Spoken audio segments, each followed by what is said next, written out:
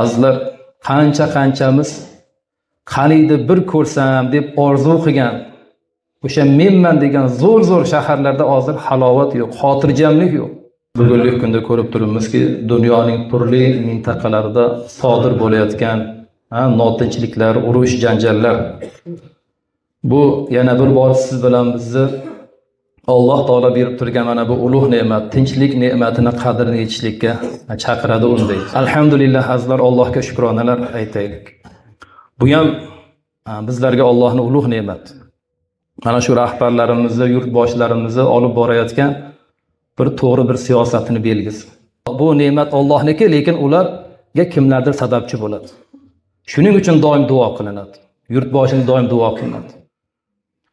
Fuzayl ibn Iyoz bekorga ijobat bo'ladigan duoyimni yurtboshiga qilaman, chunki yurtboshini duo qilishim, butun xalqqa duo qilishim, butun oilamni duo qilishim deganlar.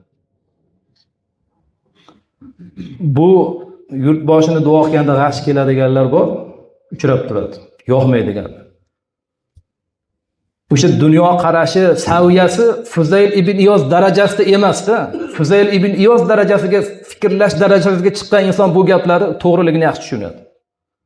Qachon bizni taqvoyimiz, fikrlash darajamiz Fuzayl ibn Iyozdek ana shundoq darajaga yetsa, siz bilan biz ham har duoyimizda mana shu yurtboshilarni duo qilamiz.